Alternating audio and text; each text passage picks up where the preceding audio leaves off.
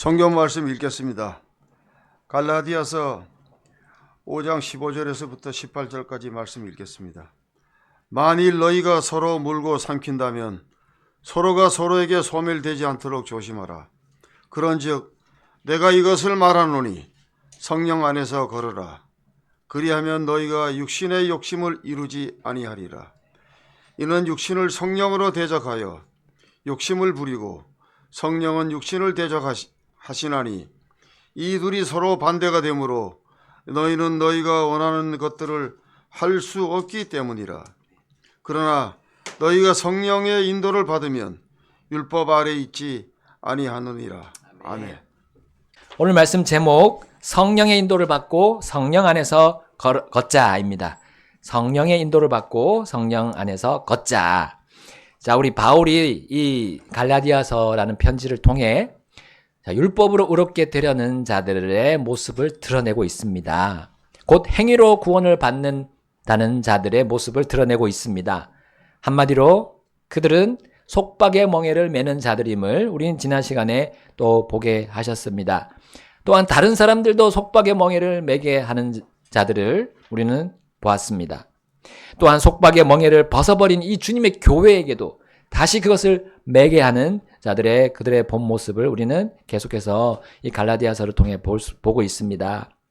여러분, 이 세상을 이용하는 또 지배하고 다스리는 마귀 사탄이 우리의 육신으로 이렇게 활동하고 있다는 것을 우리 갈라디아서가 분명하게 오늘 또 본문을 통해 보여주고 있습니다.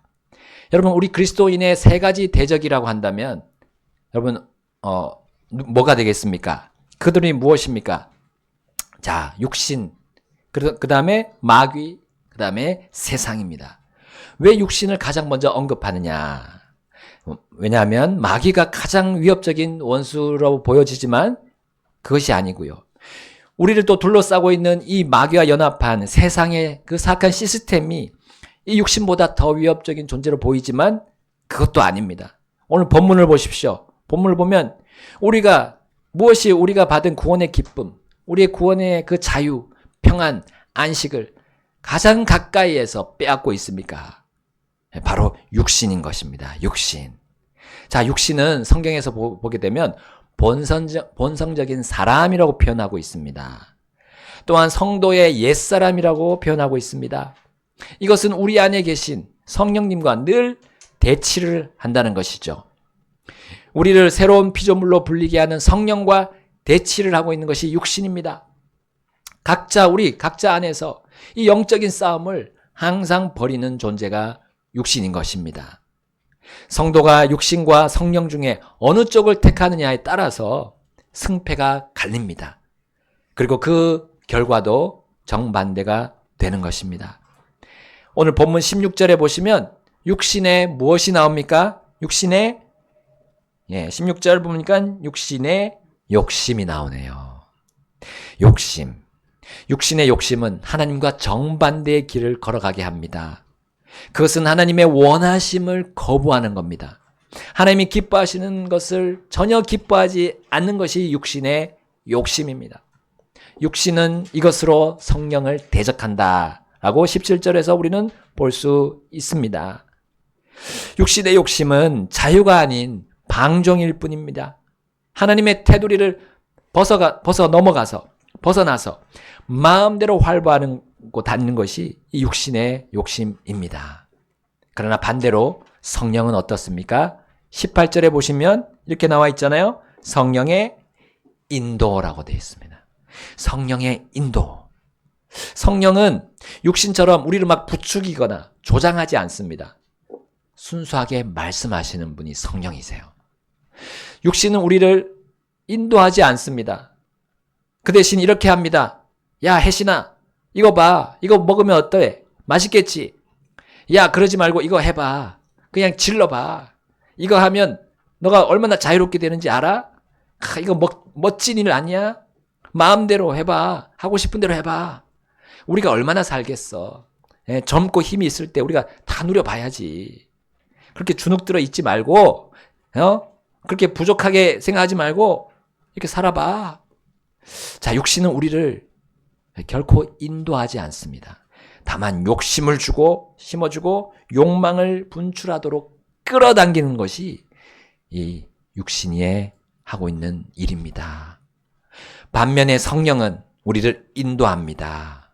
우리 최근에 어린아이들이 계속 암송하더라고요. 시편 23편 1절 주는 나의 목자시니 내가 부족함이 없으리로다. 성령님은 우리 사람들을 목자처럼 인도하십니다. 우리 성경 전체는 이 주 하나님을 사람들의 목자로 그리고 우리 사람을 양으로 비유하고 있습니다. 자, 사람을 어떤 양으로 비유할까요? 참 아쉽게도 목자 없는 양 같다고 했어요. 우리를 길 잃은 양이라고 표현하고 있습니다. 우리를 모는 자 없는 양으로 비유하고 있어요. 심지어 도살당할 양과 같다고 우리를 묘사합니다. 왜 그렇습니까? 육신의 욕심이 우리 안에 있기 때문입니다. 우리 각자 안에 육신의 욕심이 작용하고 있다는 거예요. 그러면 우리가 목자의 인도를 받지 못하게 다른 데로 이끌어가는 것이죠. 내가 육신을 택할 때 이 목자의 인도를 거부하는 양과 같게 됩니다. 그러면 마음대로 다니다가 맹수에게 잡혀서 먹히는 신세가 되는 거죠. 성령은 그렇게 되지 않도록 사람을 인도하십니다. 생명을 얻지 못한 이 양에게 생명을 얻도록 인도하는 분이 성령님이십니다. 그래서 우리가 더 이상 부족함이 없게 해줍니다. 여러분, 성령님은 사람들을 인도해서 어디로 이끌죠? 누구를 보여주죠? 주 예수님을 보여주십니다. 그분만이 사람의 구주이심을 선포하는 것이 성령님이 하시는 일입니다. 아직 예수님을 개인의 구주로 받아들이지 않는 분이 있습니까? 그 예수님은 다만 부모님의 구주입니까? 혹시 자녀의 구주입니까? 아니면 친구의 구주입니까? 그 예수님은 나의 구주가 되셔야 합니다. 예수님이 구주, 나의 개인의 구주가 되도록 성령님은 각 사람을 인도하고 계십니다. 예수님은 자신을 믿은 양을 어떻게 하십니까? 이제 죽음의 낭떠러지에서 구한 다음 목자장이 되셔서 영원토록 영원한 목자가 되시는 분이 예수님이십니다. 지금 성령님께서 여러분을 그렇게 인도하고 계십니다. 그래서 육신의 욕심을 이루지 않도록 일하고 계신다는 사실입니다. 길을 잃은 양에게 길을 찾아주시고 모으는 목자가 없는 양에게 목자가 찾아와서 모으게 하십니다. 그리고 도살장으로 갈 양을 대신해서 도살장으로 가신 그 목자 예수님, 그 예수님을 보여주시고 그들을 구해주신다는 사실입니다. 그러나 육신의 욕심은 우리를 전혀 구할 수 없습니다. 우리를 구원으로 인도할 수 없습니다. 그 육신의 욕심은 예수님만 사람의 구주라는 것을 정말 편협한 생각이라고 여깁니다. 그리고 그것이 거짓이라고 주장하는 것이죠. 누구든지 사람의 구주가 될 수 있다라고 선포하는 것이 육신의 욕심입니다. 우리 사람이 열심히 노력하면 스스로 갈고 닦으면 신이 될 수 있다라고 선전하는 것이 육신입니다. 다른 것이 아닙니다. 먼저 우리의 육신이 그렇게 우리를 컨트롤하려고 합니다.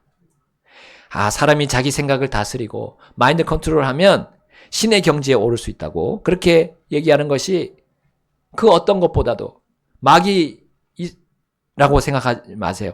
내 육신이 그렇게 인도한다는 거예요.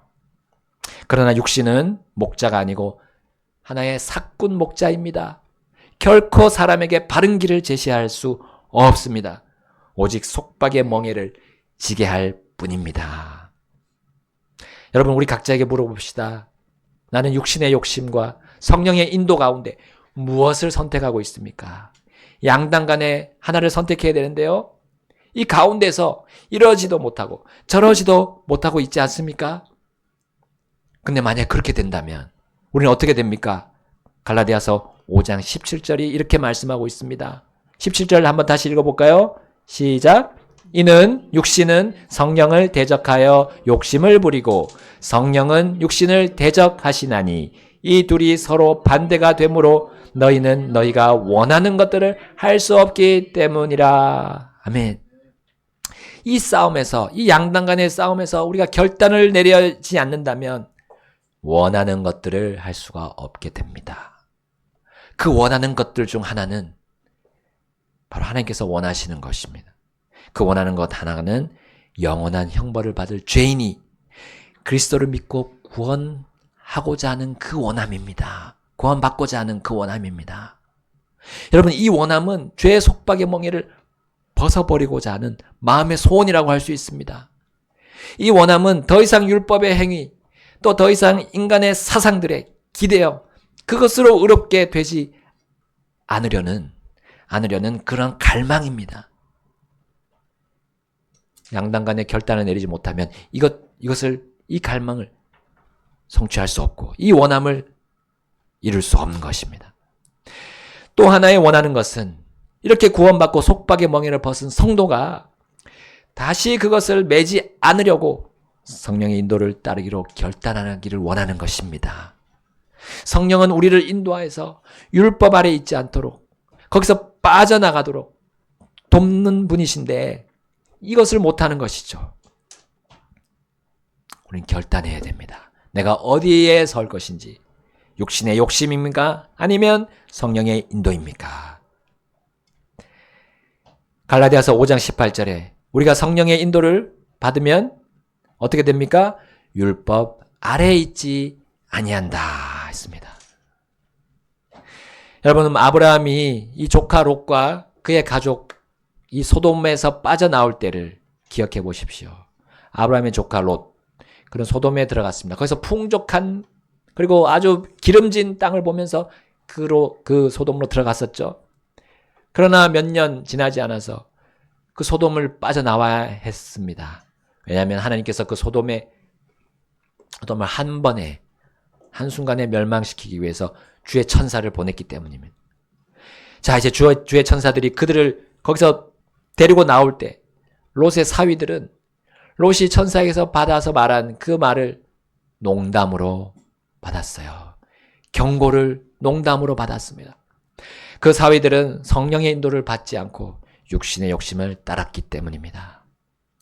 자, 이제 장인어른과 장모님과 그 자신의 아내들이 소돔을 나간 뒤에 그들은 곧이어서 내려진 비같이 쏟아진 불과 유황으로 인해서 죄가 되고 말았어요. 이것은 불신자들이 성령의 인도를 거부하고 예수님을 개인의 구주로 받아들이지 않을 때 당할 불과 유황으로 타는, 영원히 타는 호수를 보여줍니다. 여러분, 또한 롯의 아내를 보십시오. 거기를 빠져나간 롯의 아내. 자, 그녀는 자신의 손을 잡고 인도한 그 천사의 손에 이끌려서 남편과 딸들과 함께 그 재앙을 피했습니까? 롯의 아내 피하지 못했죠. 우리 창세기 19장 23절부터 26절 말씀에 이렇게 되어 있습니다. 창세기 19장 23절입니다. 롯이 소알에 들어갈 때에 해가 땅 위에 솟았더라. 그때 주께서 하늘에서 곧 주께로부터 유황과 불을 비같이 소돔과 고모라에 내리셨고 또 그분께서 그 도시들과 온 평야와 그 도시들의 모든 거주민과 땅 위에 자라난 것을 뒤엎어 멸하셨더라.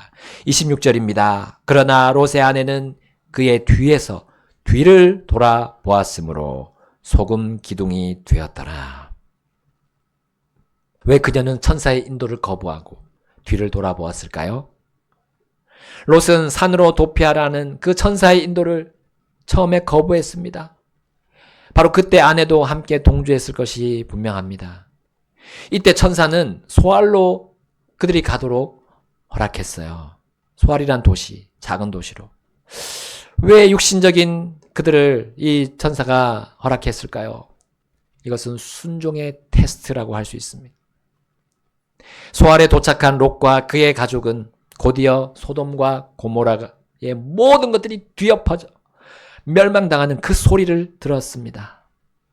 이것은 그들이 죽지 않고 살아났다는 기쁜 소리이기도 했습니다.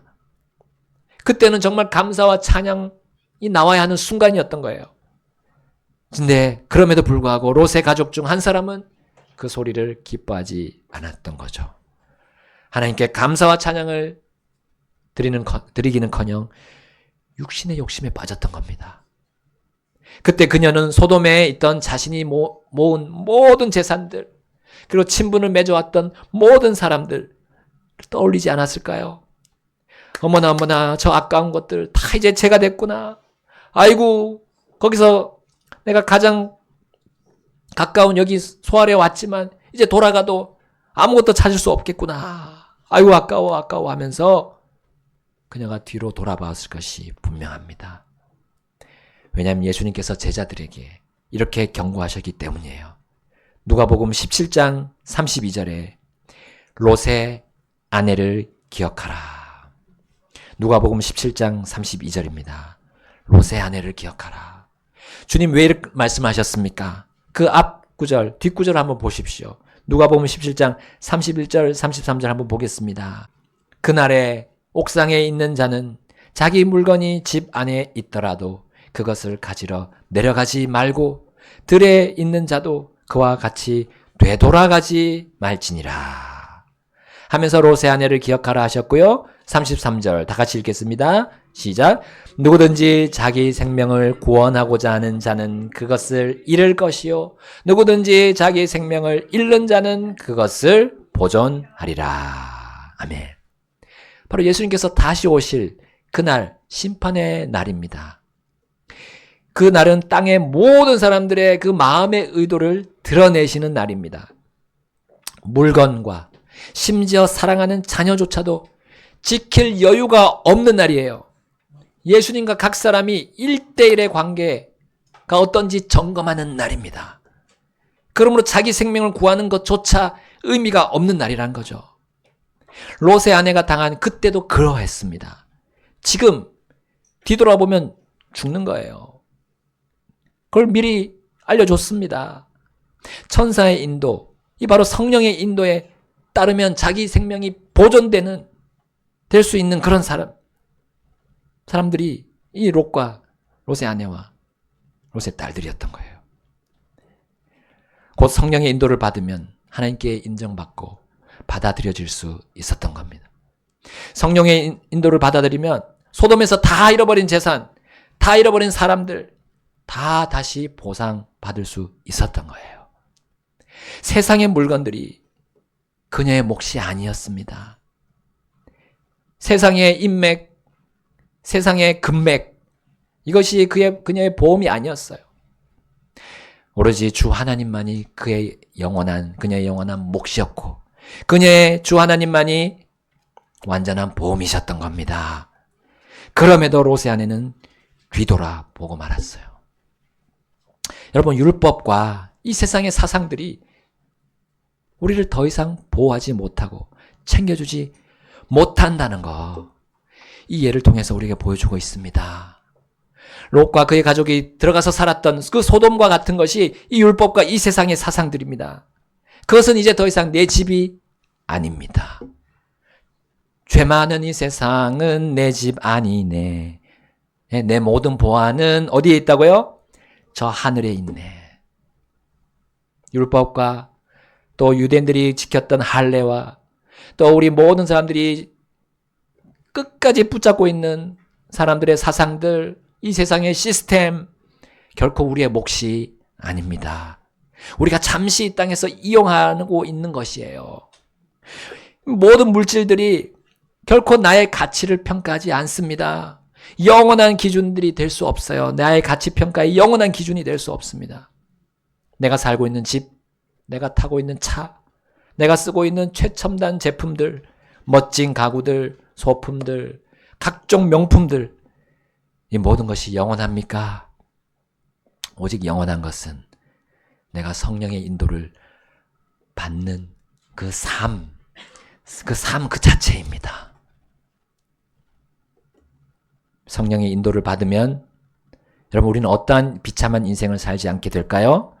갈라디아서 오늘 본문 5장 19절부터 21절 말씀 보겠습니다. 얼마나 비참한 인생들이 이렇게 나오는지요. 거의 15가지가 나오고 있습니다. 19절입니다. 갈라디아서 5장 19절 제가 먼저 읽겠습니다. 이제 육신에서 난 행위들은 명백한데 곧 이것들이니 간음과 행음과 부정함과 세욕과 우상숭배와 마술과 증오와 불화와 분쟁과 진노와 다툼과 폭동과 이단파당과 시기와 살인과 술 취함과 흥청됨과 또 그와 같은 것들이라.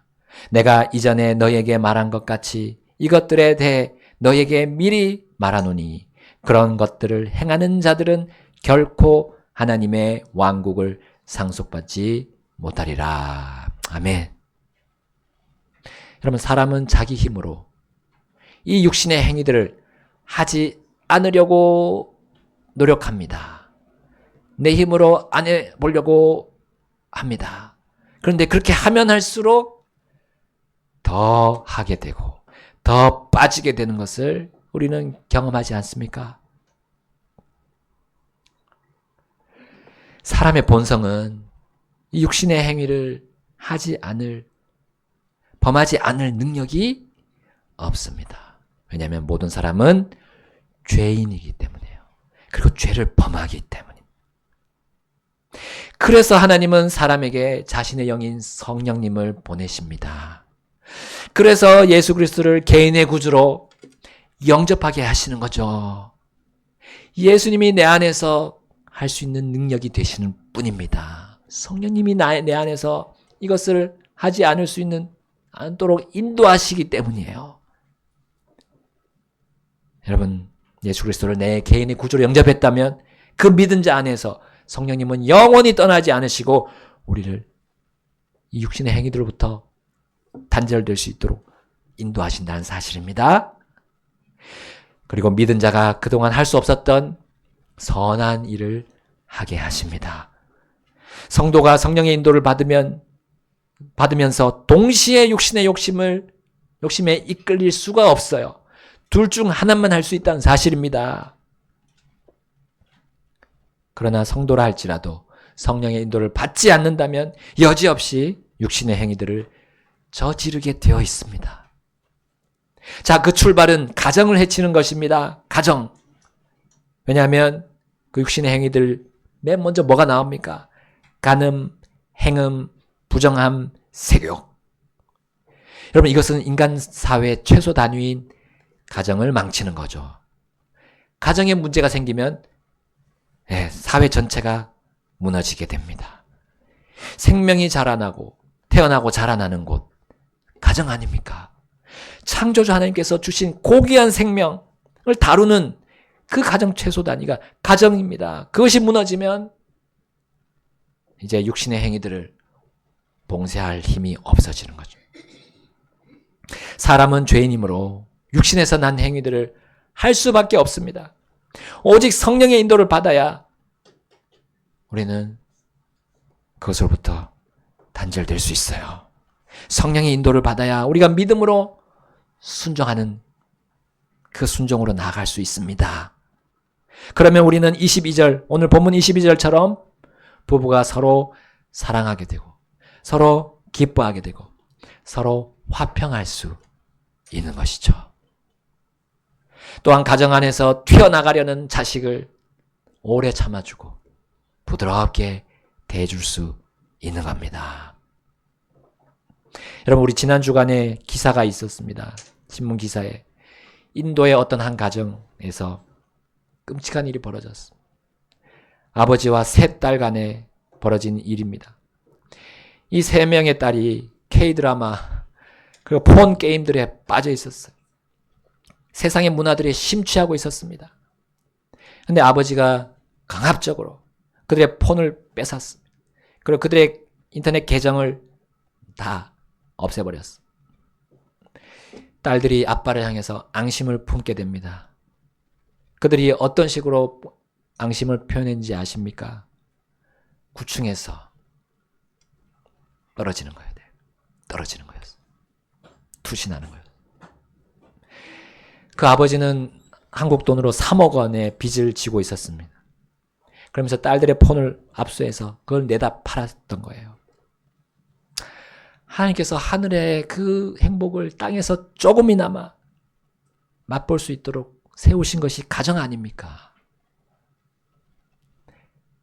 얼마나 이 악한 일들이 벌어졌습니까? 하나님의 영이 인도하는 대로 순종하지 않을 때 어떤 사람도, 어떤 가정도 이러한 불화가 일어납니다. 15절, 오늘 본문 15절 말씀처럼 서로 물고 삼켜서 소멸되는 일이 반드시 육신의 욕심으로부터 시작합니다. 성령의 인도를 받지 않을 때 어떤 사람도 하나님을 떠나는 길에 들어서게 되는 거예요. 하나님을 떠나게 되면 그분 외에 다른 존재를 섬기는 것이 수순입니다. 그래서 20절에 나오는 우상 숭배와 마술, 우리가 볼 수 있죠? 여러분, 성령님께서 하나님 아버지, 그리고 하나님의 아들 외에 다른 존재를 보여주시는 분입니까?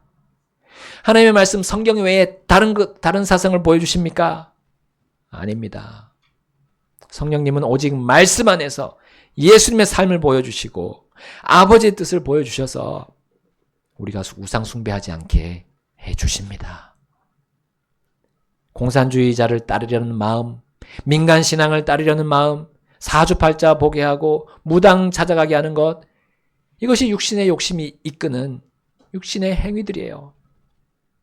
이것으로 우리는 자유가 아닌 속박의 멍에를 다시 매는 어리석음, 절망, 공포의 그 무거운 결과를 우리가 평생 져야 할지도 모릅니다. 여러분, 한 가지 예로 무당이 된 어떤 연예인의 삶을 보십시오. 그 남자 연예인은 과거에 2 자녀를 사고로 잃었습니다.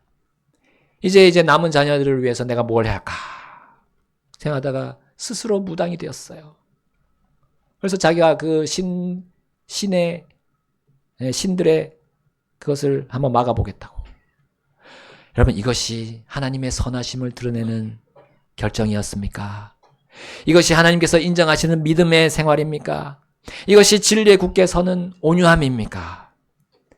이것이 자신의 기쁨을 내려놓고 하나님의 기쁨을 추구하는 절제입니까? 아닙니다. 육신은 계속해서 우리를 더욱 큰 쇠사슬, 더욱 무거운 쇠 덩어리를 지게 하고 얽매이게 하는 것입니다. 그러나 22절, 23절을 보시면 성령의 인도를 따르는 사람은 선함과 믿음과 온유와 절제의 삶을 살게 됩니다. 육신은 이 선함을 곡해하는 것이죠. 가정을 위하는 것을 빌미로 해서 하나님이 미워하시는 것을 택하게 하는 것이 육신입니다. 거짓된 신념으로 창조주께서 주신 그 언변의 재능을 가지고 거짓 교리를 선포하게 하는 것이죠. 심지어 세상 사람들과 분리되어 절제하는 것처럼 보이지만 더욱 큰 욕심, 그것을 마음에 품고 발산하게 만드는 것이 이 육신의 강력함입니다. 여러분, 우리 사악한 이 세상의 모습들이 연일 우리의 눈과 귀에다가 전달됩니다. 여러분, 이러한 정보들은 우리가 그 악행을 본받지 말도록 하는 교육 효과를 기대할 수 있습니다. 그러나 이것으로 같은 범행을 100% 막을 수 없음을 우리는 보고 있습니다. 심지어 육신의 욕심, 이 육신의 행위들이 더 크게 불어나고 있는 것을 우리 이 현 세상에서 보고 있지 않습니까? 사람들끼리 서로 증오합니다. 자신의 생각과 반대 주장을 하면 물고 삼키려고만 하는 것이죠. 그것이 20절에서 말하는 증오, 불화, 분쟁, 다툼, 폭동, 이단파당 아닙니까? 심지어 육신은 사람을 설득하는 것을 넘어서 그 사람 자체를 소멸시키려 합니다. 이것이 21절에서 말하는 시기와 살인 아닙니까? 사람을 증오하고 미워하는 것이 살인이라고 우리 구주 예수님께서 하신 말씀이 매우 타당하지 않습니까? 딱 맞아떨어지지 않습니까? 그러므로 우리는 성령의 인도만을 받아야 합니다.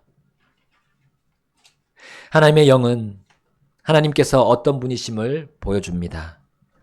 우리는 하나님이 어떤 분이심을 알 때 우리의 삶을 바라보는 관점이 변화됩니다.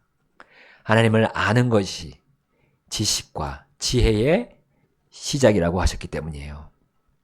그분을 알므로 우리 마음의 동기로부터 우리 자신을 올바르게 바꿀 수 있습니다. 우리 겉만 바뀌려고 하는 것이 세상의 시스템입니다. 그러나 하나님은 속이 먼저 바뀌어야 한다는 것이죠. 자, 우리 출애굽기 20장 5절 말씀에 이렇게 되어 있습니다. 다 같이 우리 가서 한번 보겠습니다. 제가 먼저 읽겠습니다. 너는 스스로 그것들에게 절하지 말고 그것들을 섬기지도 말라. 이는 나 곧 주 내 하나님은 질투하는 하나님이기 때문이니 나를 미워하는 자들에게는 아버지들의 불법을 자손들에게 벌하여 3, 4대까지 이르게 하고. 출애굽기 34장 또 보겠습니다. 출애굽기 34장 14절. 출애굽기 34장 14절. 다른 신에게 경배하지 말지니 이는 주가 질투라는 이름을 가진 질투하는 하나님이기 때문이라. 아멘.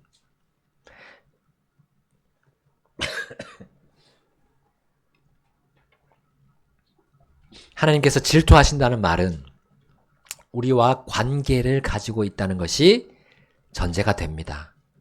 하나님과 부자 관계가 아니라면 우리는 그분이 우리로 인해서 질투할 이유가 없습니다.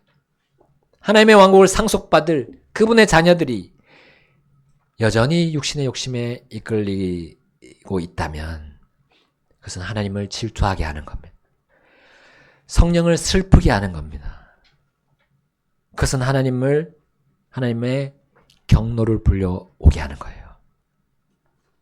하나님을 질투하게 만드는 그 시작은 마귀 사탄이 아닙니다. 이 세상의 사악한 시스템이 아닙니다. 바로 항상 육신으로부터 시작합니다. 그래서 하나님을 경노하게 만들고요. 결국 하나님의 복을 받지 못하게 합니다. 너희를 영원한 형벌과 사망에서 구한 나를 거부하고 나의 복된 인도를 너희가 따르지 않는다고? 내가 너희를 위해 생명을 내어주고 독생자를 보내서 너희를 대신 죽게 했는데 나의 은혜로운 인도를 너희가 따르지 않는다고? 아버지들의 불법을 자손들에게 벌하여 3, 4대까지 이르게 하리라. 여러분, 하나님의 은혜를 짓밟는 그 죄의 결과, 그 죄의 영향력은 세대를 이어서 내려갑니다. 그만큼 하나님의 인도를 거부하는 그 불법이 중하다는 말입니다. 우리 특정 범죄 가중처벌법이라는 게 있습니다. 특가법이라고 하죠. 이게 하나님께로부터 왔다는 것을 우리 알 수 있어요. 물론 하나님은 사람 각자가 자신의 죄로 인해 죽을 것이다 라고 말씀하셨어요. 하나님은 다른 사람의 죄를 나에게 적용시켜서 죽음에 이르게 하지 않으십니다. 그러나 성령의 인도를 거부한 죄의 결과, 그 죄의 영향력은 자손들에게도 미칠 수 있다는 걸 우리 성경 전체를 통해 볼 수 있습니다. 다윗의 그 간음이 어떻게 됐습니까? 그 간통이 그 가족들에게 이어지지 않았습니까? 이것은 하나님께서 질투하시고 경노하심에 따르는 엄중한 심판입니다. 육신의 욕심에 이끌리면 그분의 질투와 경노의 결과가 대대로 이어진다는 사실입니다. 갈라디아의 교회들이 이러한 하나님의 질투, 경노를 일으키고 있었던 거예요. 그래서 바울은 다른 서신서에서의 그 인사말과 같이 시작할 수가 없었어요. 보통 바울은 서신의 그 서두에서 편지를 받는 수신자들로 인해서 내가 하나님께 찬양과 감사를 드린다라는 말이 있었어요. 말이 항상 있습니다. 빠지지 않습니다. 근데 우리 갈라디아서 서두를 보십시오. 감사와 찬양이 없습니다. 그 대신 저주로 시작합니다. 갈라디아서 1장 6절부터 8절 보겠습니다. 갈라디아서 1장 6절 8절 6절에서 8절 갈라디아서 1장 6절입니다. 그리스도의 은혜 안으로 너희를 부르신 분을 너희가 이렇게 속히 떠나 다른 복음으로 옮겨가는 것을 내가 이상히 여기노라. 그것은 또 다른 참 복음이 아니며 다만 너희를 어지럽히는 어떤 자들이 있어 그들이 그리스도의 복음을 왜곡하려 하는도다. 8절 함께 읽겠습니다. 그러나 우리나 또는 하늘로부터 온 천사라도 우리가 너희에게 선포한 것 외에 어떤 다른 복음을 너희에게 선포하면 그는 저주를 받을지어다. 아멘. 왜 갈라디아 사람들이 그랬습니까? 그리스도의 복음을 왜곡하는 일이 그들에게 있었기 때문이죠. 사람을 영원한 구원과 자유와 평안과 안식과 기쁨으로 인도하는 복음을 왜곡하는 일은 사람을 살리는 것이 아니라 죽이는 것이었어요. 육신의 욕심으로부터 바로 그 죽임이 일어나는 겁니다.